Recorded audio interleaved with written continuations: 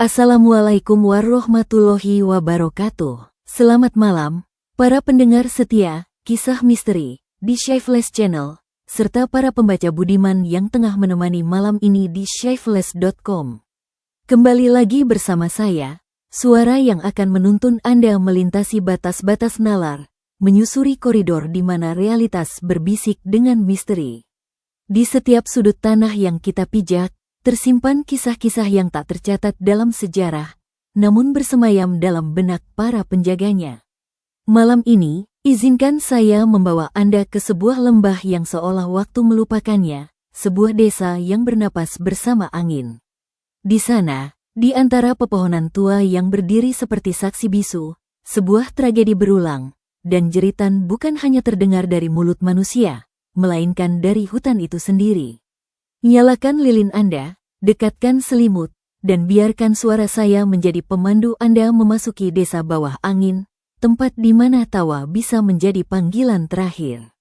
Desa bawah angin terletak di sebuah lembah terpencil yang seolah-olah sengaja disembunyikan oleh peta-peta modern.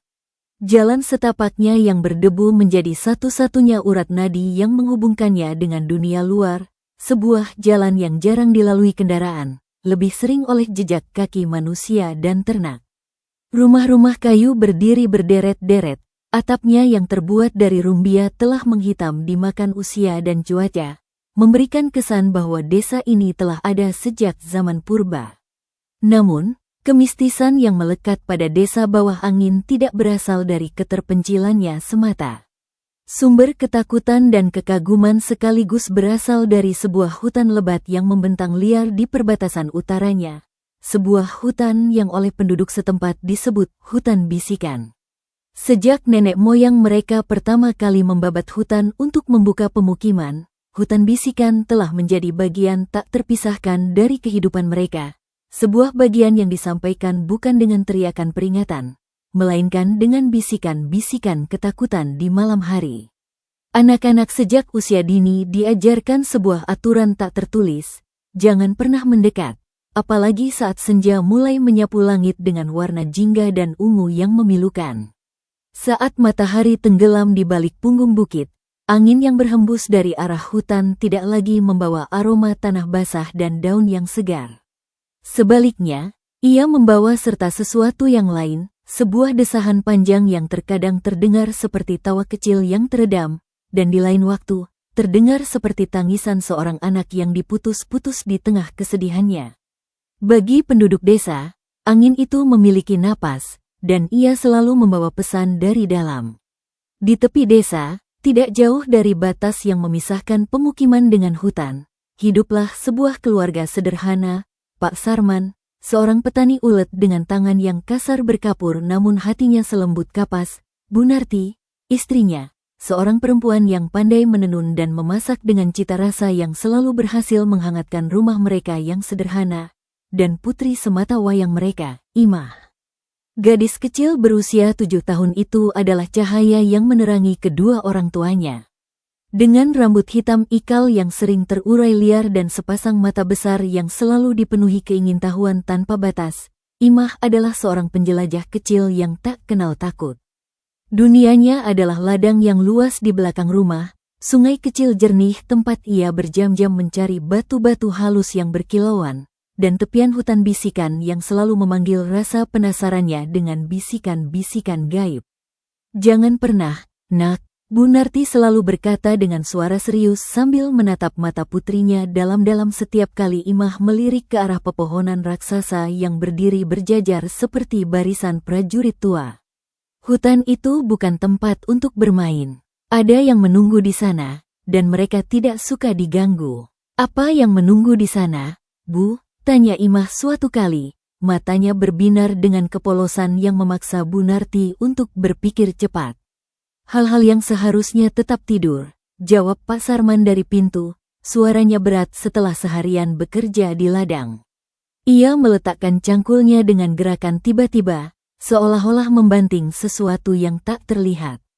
Cerita tentang hutan bisikan selalu samar dan bervariasi. Ada yang bilang tentang sekelompok anak-anak dari desa tetangga yang hilang puluhan tahun silam saat bermain petak umpet di dalamnya.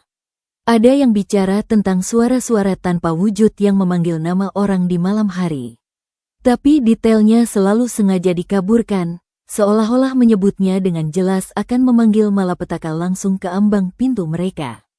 Pada suatu sore yang cerah, ketika langit berwarna biru cerah dan awan putih menggantung malas, Imah bermain sendirian di lapangan rumput dekat batas hutan. Ia sedang asyik mengumpulkan bunga-bunga liar berwarna kuning yang tumbuh liar, berniat membuat kalung untuk ibunya. Tiba-tiba, angin sore berhembus lebih kencang dari biasanya, meniup rambut ikalnya dan membawa serta sebuah suara yang membuatnya menghentikan kegiatannya. Bukan desahan, bukan tangisan. Itu adalah tawa. Tawa riang anak-anak, penuh keceriaan dan kebebasan, seolah-olah ada sebuah pesta yang sedang berlangsung di balik dinding daun pertama. Suara itu bergema, memantul di antara batang pohon yang tua, terdengar sangat dekat namun samar-samar, seperti sebuah mimpi indah yang menggoda. Imah berdiri, jantungnya berdebar bukan karena takut, melainkan karena penasaran yang membara. Ia melangkah mendekat, mata sipitnya mencoba menembus kegelapan di bawah kanopi. Satu langkah, dua langkah. Peringatan orang tuanya seperti gema yang memudar di kepalanya, tertutup oleh janji permainan dan persahabatan yang disiratkan oleh tawa itu. Dia melirik ke belakang, ke arah desa yang tenang, di mana asap dapur mulai mengepul. Lalu, dengan keputusan cepat yang hanya dimiliki oleh anak-anak yang tidak memahami konsekuensi, Imah melangkah masuk ke dalam hutan. Cahaya matahari sore langsung meredup drastis, disaring oleh kanopi daun yang begitu rapat hingga langit tampak seperti langit-langit ruangan yang gelap.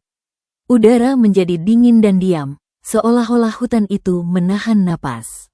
Tawa anak-anak itu terdengar lagi, sekarang lebih jelas, mengarah ke suatu tempat di depannya, seolah memanggilnya untuk mengikuti.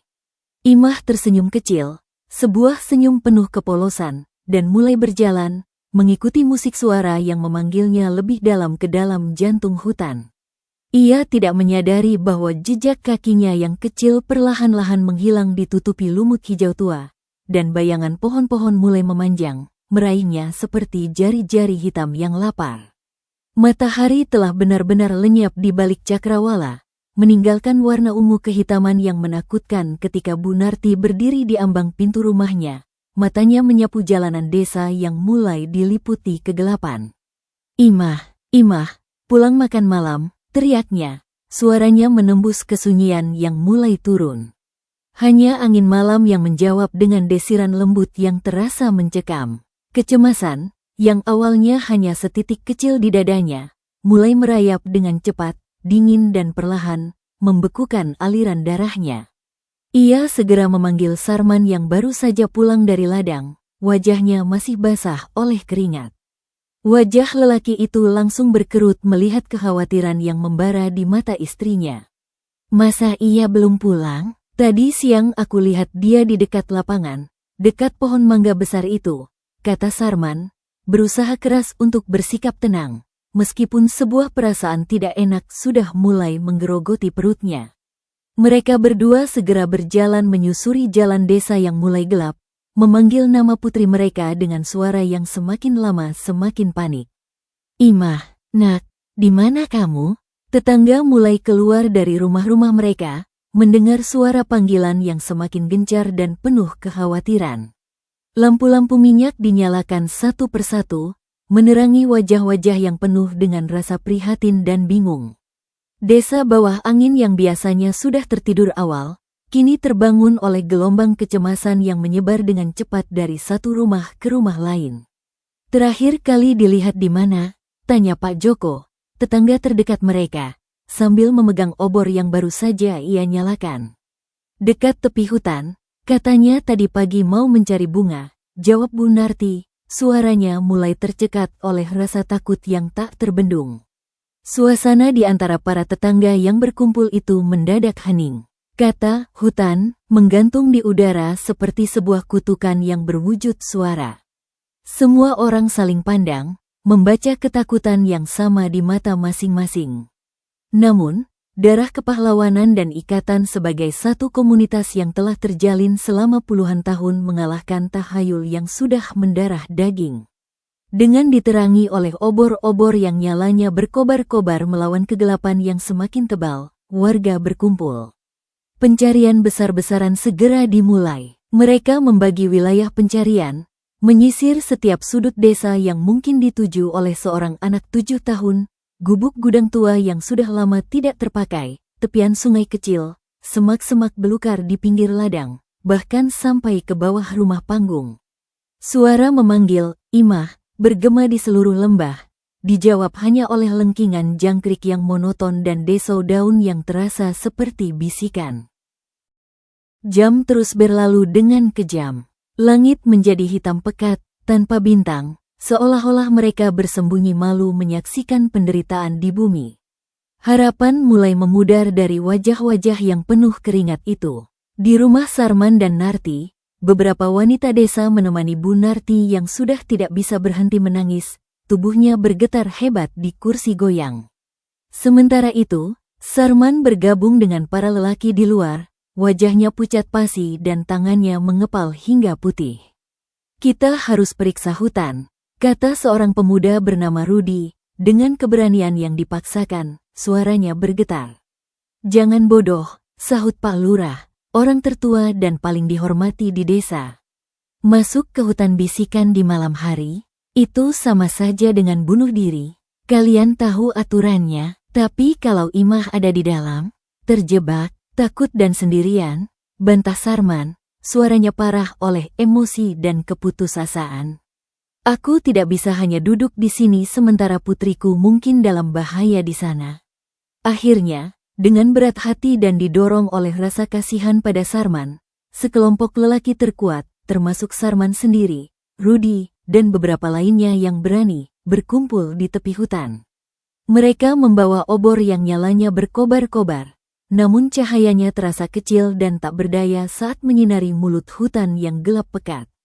Saat mereka melangkah masuk, sebuah hembusan angin dingin yang tidak wajar menyambut mereka. Angin yang cukup kencang untuk mematikan beberapa obor mereka seketika. Suasana berubah total dalam sekejap. Suara desa yang masih terdengar samar-samar di belakang mereka seolah tertutup oleh sebuah tirai tebal yang tak kasat mata. Di sini, di dalam hutan, udara terasa berat, lembab, dan penuh dengan bisikan. Bukan bisikan yang bisa dimengerti oleh akal sehat, melainkan seperti suara dari banyak mulut kecil yang berdesis di telinga mereka, berasal dari segala arah, dari atas, dari bawah, dari dalam pohon. Mereka bilang, "Jangan ganggu mereka," bisik salah seorang warga, gemetar, matanya melotot ketakutan ke dalam kegelapan. "Bisu kau, itu hanya angin," hardik Rudi. Meski wajahnya juga berkeringat dingin dan ia memegang obornya lebih erat. Mereka terus berjalan, meneriakkan nama Imah dengan harapan ada jawaban. Suara mereka seolah-olah ditelan oleh kegelapan yang hidup, tidak ada gema, tidak ada pantulan. Cahaya obor mereka hanya mampu menerangi sejauh beberapa meter di depan mereka. Di luar itu adalah dinding hitam yang tak tertembus dan terasa sangat tebal. Akar-akar pohon menjulur dari tanah, berkelok seperti ular-ular besar yang sedang tidur, seolah-olah siap untuk menjerat kaki mereka yang lengah. Dan selalu ada perasaan itu, perasaan yang sangat nyata dan mencekam, bahwa mereka sedang diawasi oleh banyak pasang mata yang tidak terlihat, mengintip dari balik setiap pohon dan semak. Pencarian berlanjut hingga larut malam, melewati tengah malam. Kelelahan fisik dan ketakutan yang menggerogoti mental mulai mengikis semangat mereka. Sarman hampir putus asa, berteriak-teriak hingga suaranya menjadi parau dan serak. Saat ia dan Rudi hendak memutuskan untuk mundur dengan tangan hampa, obor yang dipegang Rudi tiba-tiba menyorot sesuatu yang mencolok di tanah dekat sebuah tebing curam yang ternyata adalah bibir sebuah jurang kecil yang dalam dan gelap. Di sana, di tanah yang lembab dan berlumut, tercetak jelas jejak kaki kecil. Jejak itu berjalan lurus dengan percaya diri, tanpa ragu-ragu, dan berhenti tepi di tepi jurang yang curam itu. Tidak ada jejak yang menunjukkan bahwa ia mundur. Tidak ada jejak yang menunjukkan bahwa ia terseret. Seolah-olah si pembuat jejak itu melompat ke dalam kegelapan, atau menghilang begitu saja di tepi jurang. Dan di samping jejak terakhir itu, sebagian tertimbun oleh tumpukan daun kering, terbaring sebuah mainan. Bukan boneka kain imah yang biasa ia bawa kemana-mana, bukan pula mobil-mobilan kayu buatan Pak Sarman. Itu adalah sebuah gasing kayu tua, lapuk dan berjamur, dengan pola ukiran yang sudah hampir hilang dimakan usia. Gasing dengan model yang tidak pernah dilihat oleh anak-anak zaman sekarang, sebuah benda dari masa lalu yang asing.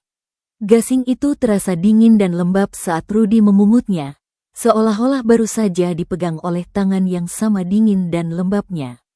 Mereka semua terdiam, memandangi jurang yang gelap dan tak bertuan itu, lalu beralih ke mainan kuno di tangan Rudy.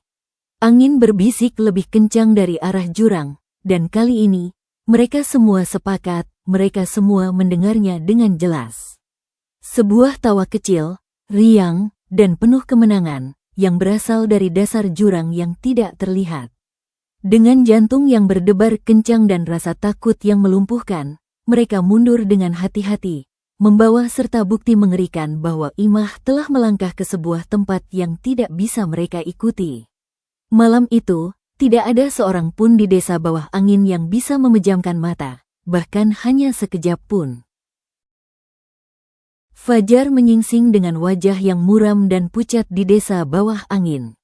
Kabut pagi terasa lebih pekat dari biasanya, seolah-olah menyelimuti kesedihan yang kini menjadi penduduk tetap di rumah Sarman dan Narti. Di atas meja kayu ruang tamu, tergeletaklah mainan gasing kayu tua itu, sebuah benda asing yang menjadi pusat perhatian sekaligus sumber kengerian yang tak terucapkan. Para tetua desa, termasuk Pak Lurah, berkumpul di rumah itu, memeriksa benda aneh itu dengan hati-hati, seolah-olah itu adalah bom waktu yang bisa meledak kapan saja. Ini, gaya ukirannya, gumam Pak Lurah, matanya menyipit mencoba mengingat. Aku pernah melihat sesuatu seperti ini waktu masih kecil. Dulu, sekali lagi, jauh sebelum kita lahir mungkin. Cerita-cerita lama yang selalu disembunyikan mulai mengemuka ke permukaan, ditarik oleh kebutuhan akan jawaban. Cerita tentang sebuah kelompok keluarga pengembara yang konon singgah di dekat desa ini, berpuluh-puluh tahun yang lalu. Mereka bukan penduduk asli, hanya singgah untuk beberapa musim. Mereka tinggal di pinggir hutan, dekat dengan sebuah sungai besar yang melintas di dalamnya. Konon, mereka memiliki banyak anak, lebih dari 10, yang selalu riang bermain di tepi sungai. Suatu musim hujan yang dahsyat, sungai itu meluap dengan ganas tanpa peringatan. Ada yang bilang seluruh perkemahan mereka tersapu oleh air bah, dan semua anak-anak dalam kelompok itu hilang, tubuhnya tidak pernah ditemukan hingga hari ini. Sejak saat itu, hutan bisikan menjadi semakin hidup dan berbahaya. Tapi itu hanya cerita pengantar tidur untuk menakuti anak-anak, bantah seorang warga muda yang mencoba bersikap logis. Lalu bagaimana kau jelaskan ini? Tanya Sarman dengan suara yang hampa, menunjuk gasing itu dengan jari gemetar. Dan jejak kaki Imah yang berakhir di jurang, apakah dia? Ia tidak bisa menyelesaikan kalimatnya. Gambaran putri kecilnya yang jatuh ke dalam kegelapan yang tak bertuan terlalu menyakitkan untuk diucapkan. Bu Narti sudah seperti orang linglung, duduk di kursi goyang sambil memeluk baju Imah yang masih tergantung di belakang pintu, matanya kosong menatap keluar jendela ke arah hutan yang gelap. Namun, di tengah keputusasaan yang mencekam itu, sebuah nama muncul dalam percakapan, Mbok Karti. Seorang perempuan tua yang tinggal sendirian di ujung desa, di sebuah gubuk yang hampir tertutup oleh pepohonan dan liana. Ia dikenal bukan sebagai dukun yang flamboyan atau penjual jamu, melainkan sebagai orang yang bisa melihat. Ia jarang bergaul dengan warga lain, dan banyak yang takut padanya karena kemampuannya yang dianggap aneh. Tetapi dalam keadaan seperti ini, ia adalah satu-satunya harapan yang tersisa. Dengan diantar oleh Pak Lurah dan Sarman, sebuah rombongan kecil mendatangi gubuk Mbok Karti. Tempat itu terasa seperti bagian dari hutan itu sendiri, Udara di sekitarnya lebih dingin dan lembab, dan suara burung pun tidak terdengar, seolah-olah makhluk hidup enggan mendekat. Sebelum mereka sempat mengetuk pintu kayu yang sudah reyot itu, Mbok Karti membukanya.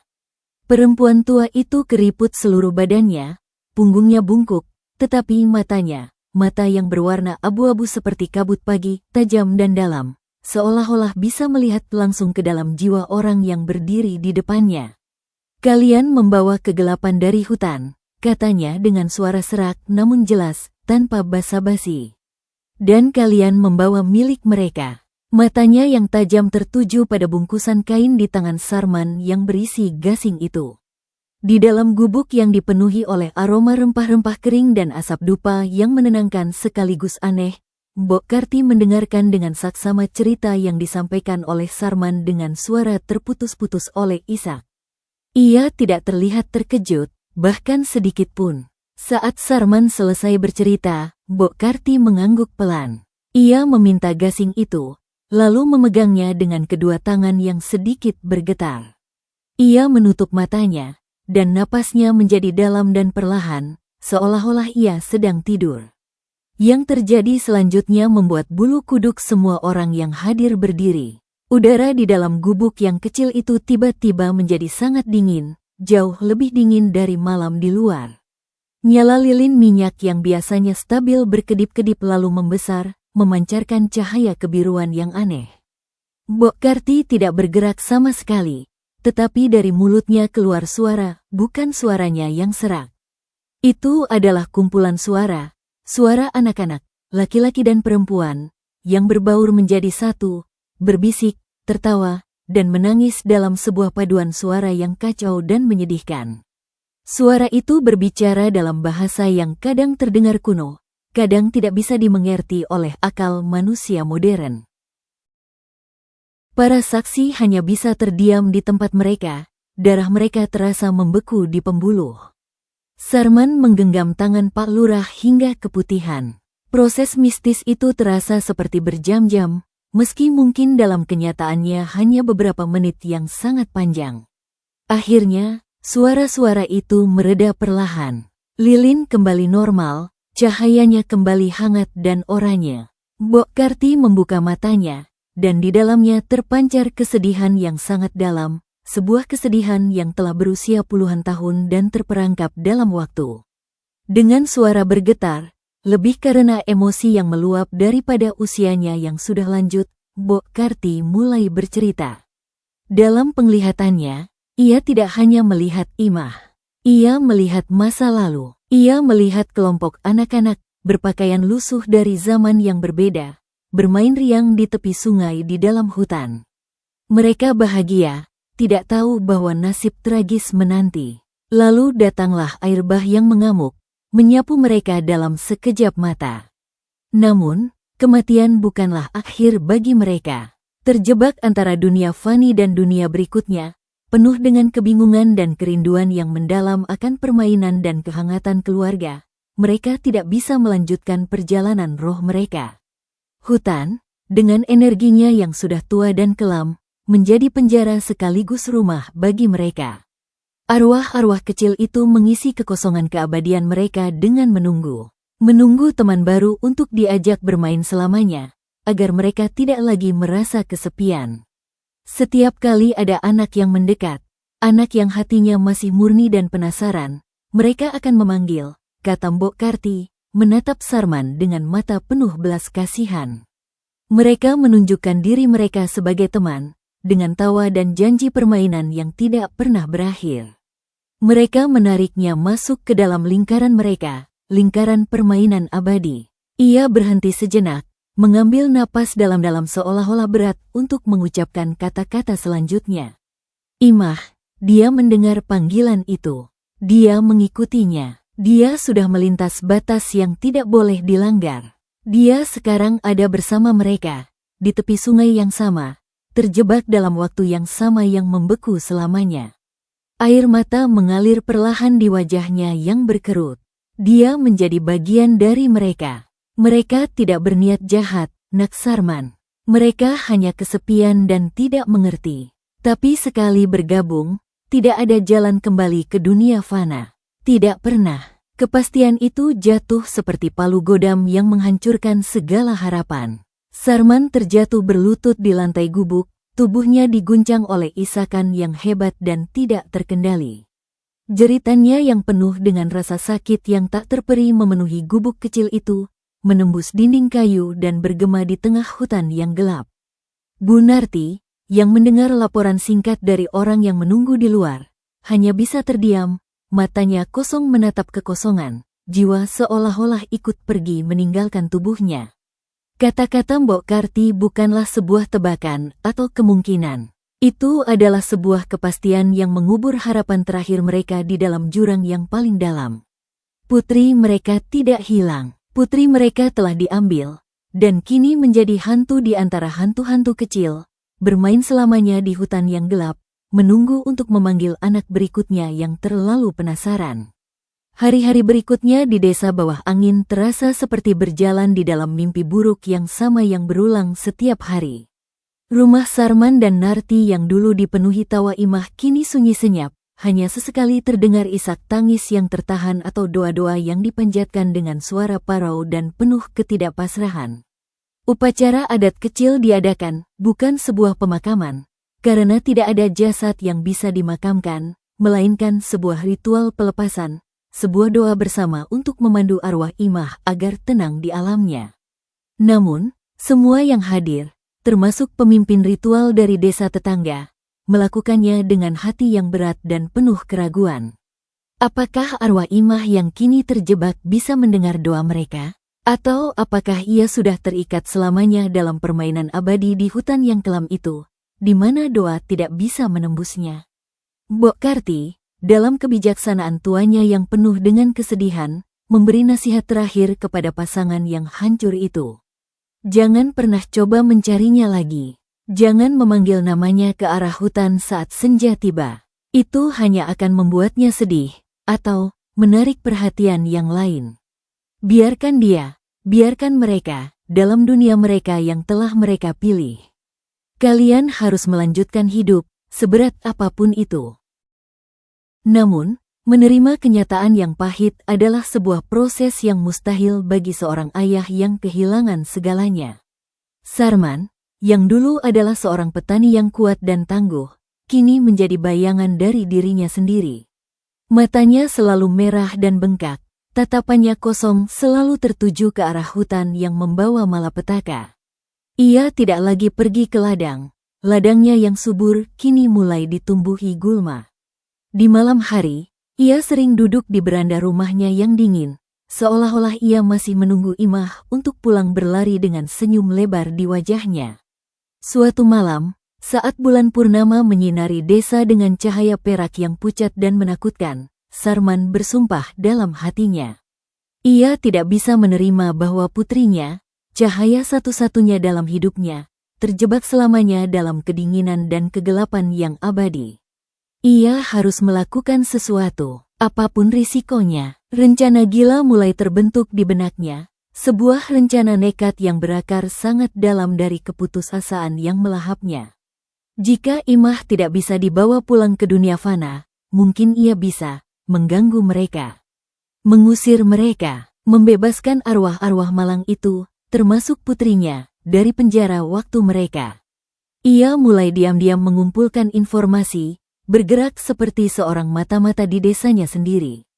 Ia mendatangi arsip-arsip tua yang berdebu di balai desa, berbicara dengan orang-orang tertua yang masih ingat fragmen-fragmen cerita tentang keluarga pengembara yang malang. Dari cerita-cerita yang berserakan itu, ia berhasil menyusun peta kasar di benaknya. Ia mengetahui lokasi pasti sungai di dalam hutan, tempat di mana tragedi itu terjadi puluhan tahun lalu. Ia juga mendengar desas-desus tentang sebuah pusat di hutan, sebuah tempat di mana energi negatif itu paling kuat, sebuah pusat kekuatan yang mungkin berada tidak jauh dari jurang di mana jejak kaki Imah menghilang tanpa jejak. Sementara itu, Bu Narti menemukan pelariannya sendiri di dalam keheningan yang membatunya. Ia mulai melihat bayangan. Di sudut matanya, ia sering melihat siluet kecil yang berlari cepat di belakang jendela, atau mendengar suara tawa Imah yang samar dan lembut dari arah dapur yang kosong. Awalnya, ia terkesiap, hatinya berdebar kencang karena harapan yang tiba-tiba muncul. Tapi kemudian ia menyadari dengan perlahan, itu bukan Imah yang hidup dan bernafas. Itu adalah Gesa, sebuah kenangan yang berwujud, atau mungkin, sebuah undangan dari alam lain untuk bergabung. Ia semakin menarik diri dari lingkungan sekitarnya, terperangkap di antara harapan yang menyiksa dan kenyataan yang menghancurkan jiwa. Ketegangan di desa tidak mereda, bahkan semakin menjadi-jadi. Setelah kejadian menghilangnya Imah, anak-anak lain di desa dilarang keras bahkan untuk mendekati lapangan di tepi hutan. Orang tua menjadi protektif secara berlebihan, rasa takut mereka menular kepada anak-anak. Namun, ketakutan memiliki caranya sendiri untuk bermanifestasi dan meracuni pikiran. Beberapa warga mulai melaporkan penampakan yang aneh dan mengerikan. Anak-anak kecil dengan pakaian basah dan kusam berdiri diam di antara pepohonan di pinggir hutan, menatap ke arah desa dengan ekspresi hampa dan sedih, sebelum menghilang begitu saja di balik kabut. Suara tangis dan tawa semakin sering terdengar di malam hari, dibawa oleh angin yang dingin ke pemukiman. Bahkan hewan peliharaan menjadi gelisah dan tidak tenang. Ayam-ayam berhenti bertelur, anjing-anjing peliharaan melolong tanpa alasan yang jelas di tengah malam, semua menghadap ke arah hutan yang gelap. Desa bawah angin tidak lagi sama. Mereka hidup di bawah bayang-bayang yang nyata, dengan hutan yang kini terasa lebih hidup dan lebih lapar daripada sebelumnya. Dan di tengah semua kekacauan ini, Sarman menyimpan rahasianya dengan rapat-rapat. Ia mulai mengumpulkan benda-benda yang ia percaya bisa melindunginya, garam kasar, potongan besi tua, lilin khusus dari kota, dan lembaran-lembaran doa yang ia dapatkan dari seorang kenalan di kota besar. Rencananya memang gila dan tidak masuk akal. Ia akan memasuki jantung hutan, ke tepi sungai terkutuk itu, dan melakukan sesuatu, apapun itu, untuk mengusir roh-roh itu. Ia tidak peduli pada peringatan Mbok Karti. Dalam pikirannya yang sudah dipenuhi oleh duka dan rasa bersalah, ini adalah satu-satunya bentuk kasih sayang yang masih bisa ia berikan kepada putrinya, membebaskan anaknya dari permainan abadi yang menyedihkan itu, meski ia harus membayarnya dengan nyawanya sendiri. Malam sebelum ia melaksanakan rencananya yang gila itu, Sarman menatap istrinya yang tertidur gelisah di pembaringan. Wajahnya pucat dan basah oleh air mata. "Maafkan aku, Narti," bisiknya dengan suara yang hampir tidak terdengar. "Aku harus membawanya pulang, atau mati saat mencobanya." Di luar jendela, bulan tiba-tiba tersembunyi di balik awan gelap, seolah-olah alam sendiri tidak ingin menyaksikan kebodohan yang akan dilakukan oleh hati seorang ayah yang sudah patah arang. Fajar masih sangat jauh ketika Sarman meninggalkan rumahnya dengan diam-diam, seperti seorang pencuri yang meninggalkan rumahnya sendiri. Tas kain kasar yang ia sandang di pundaknya berisi persediaan yang sangat minim, segentong air kecil, beberapa potong makanan kering, sebuah obor, korek api, serta benda-benda perlindungan yang ia kumpulkan selama berminggu-minggu.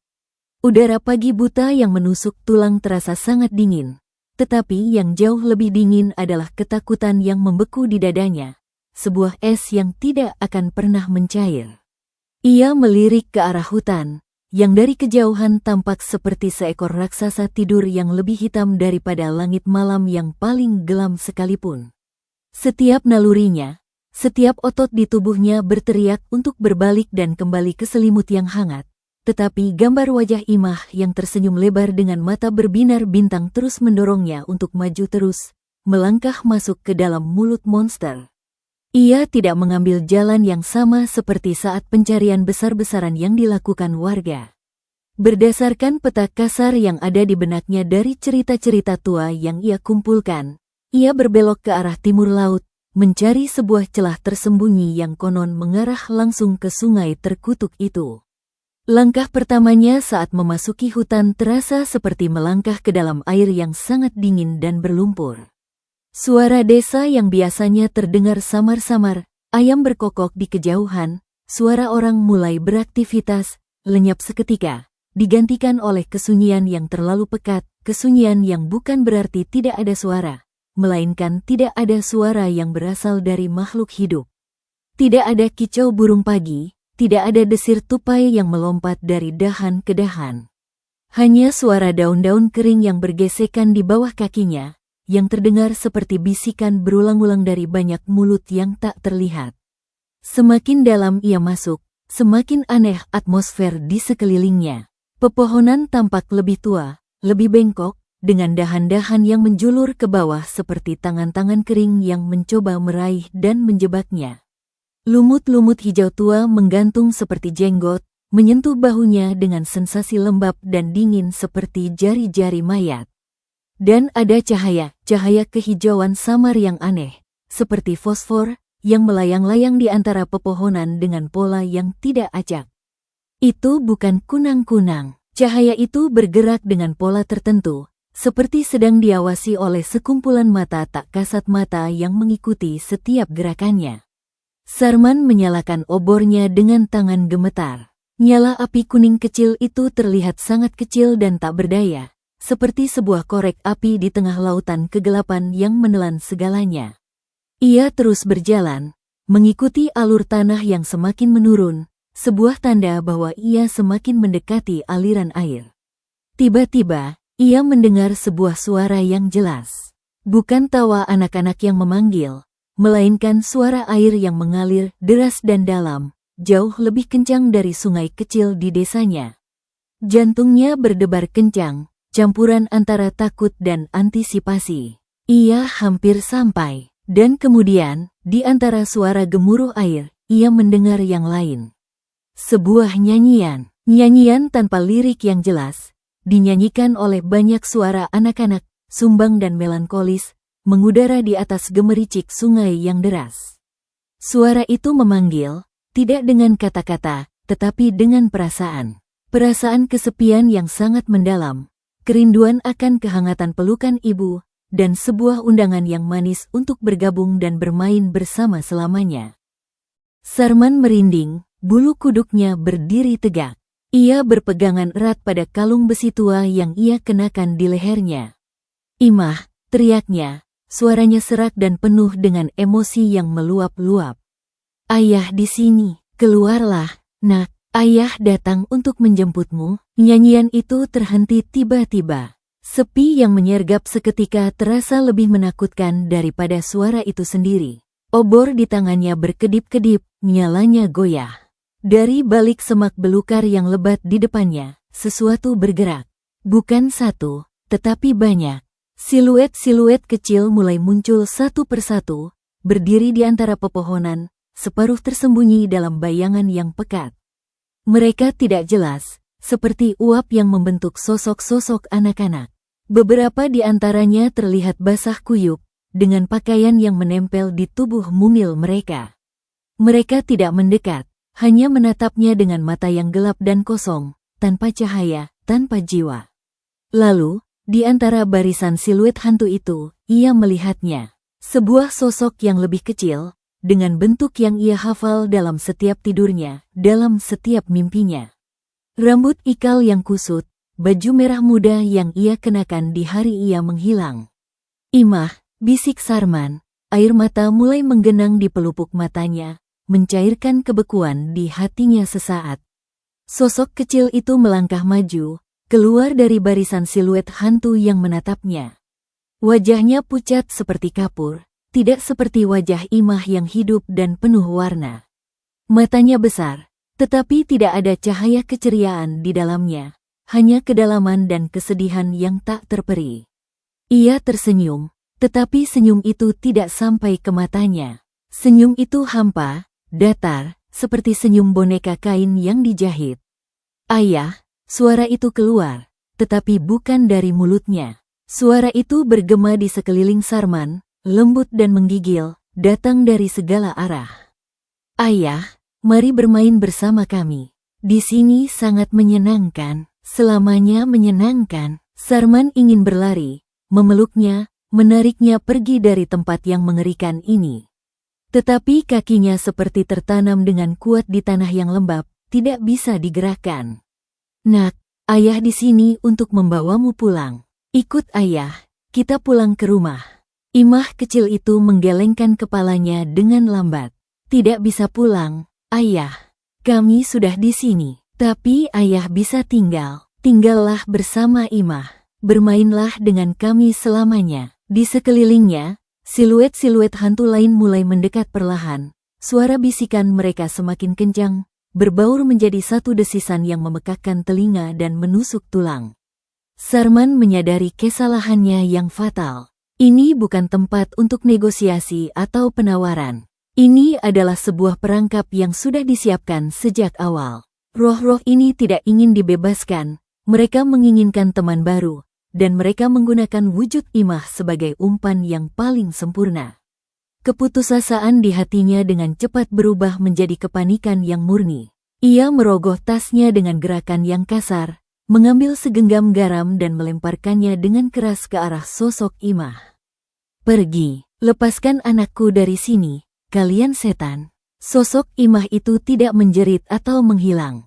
Ia hanya tampak sedih. Wajah pucatnya berubah menjadi ekspresi kecewa, lalu mulai memudar perlahan.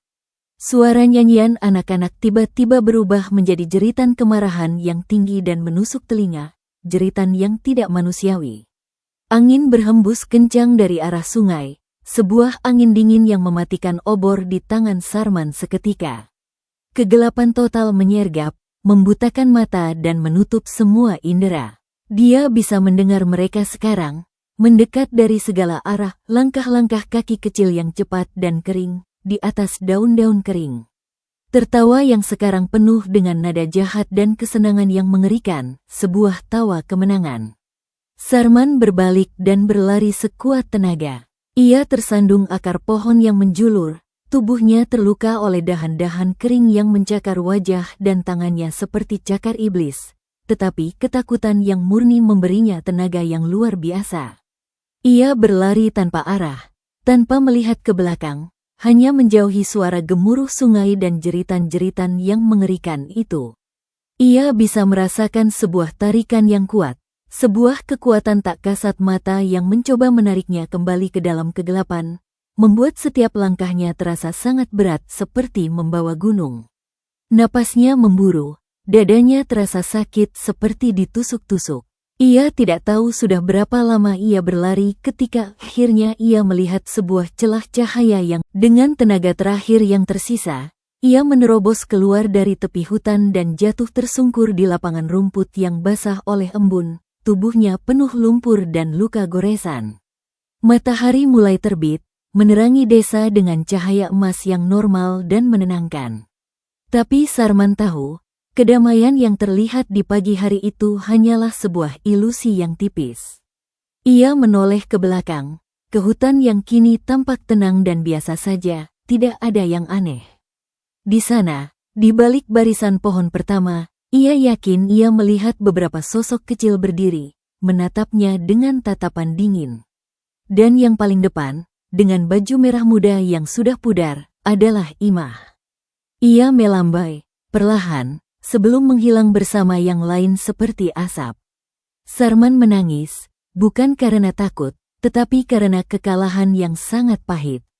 Ia telah melihat putrinya, tetapi ia tidak bisa menyelamatkannya. Malah, ia mungkin telah membuat segalanya menjadi lebih buruk. Dan yang paling mengerikan, dalam pelariannya yang panik dan panik itu, tasnya yang berisi segala sesuatu, termasuk gasing kayu tua itu, tertinggal di dalam hutan. Ia telah meninggalkan sesuatu milik mereka di sana, dan membawa pulang sesuatu yang lain, keyakinan yang tak terbantahkan bahwa Imah masih ada di sana, terjebak, dan bahwa hutan itu sekarang mengenalinya dengan baik. Pintu yang sudah tertutup, telah ia ketuk kembali dengan keras. Dan sesuatu dari dalam hutan itu, mungkin kini juga mengenali jalan keluar. Perjalanan malam ini kita telah menelusuri jalan yang penuh duka dan keputusasaan. Kita telah menyaksikan bagaimana cinta seorang ayah diuji hingga ke titik yang paling rapuh, bagaimana rasa bersalah dapat menggerus jiwa, dan bagaimana sebuah upaya nekat justru membalikkan situasi menjadi jauh lebih mengerikan. Sarman, yang dulu kuat, kini kembali dengan tubuh luka dan jiwa yang hancur, membawa kabar bahwa kegelapan di hutan bawah angin tidak hanya menolak untuk pergi, tetapi kini telah terbangun sepenuhnya. Ancaman yang dulu hanya berbisik dari kejauhan, kini mulai merayap masuk ke pemukiman, mengetuk jendela, dan memanggil nama anak-anak desa. Desa bawah angin benar-benar terkepung dalam ketakutan. Namun, di tengah puing-puing keputusasaan, sebuah pertanyaan besar menggantung. Apakah ini adalah akhir dari segalanya? Atau justru awal dari pertarungan yang sesungguhnya? Bagaimana Bu Narti akan menghadapi suaminya yang telah hancur, dan desa yang semakin lama semakin terintimidasi? Dan yang paling penting, di tengah kegelapan yang semakin pekat, apakah masih ada secuil cahaya harapan yang bisa ditemukan? Belum selesai. Ini belum akhir dari segalanya. Kisah tentang kutukan hutan bawah angin masih akan berlanjut, dengan rahasia yang lebih gelap dan pertarungan yang lebih sengit. Terima kasih telah menemani perjalanan malam ini di Kisah Misteri, Shyfeless Channel serta bagi para pembaca setia di shyfeless.com.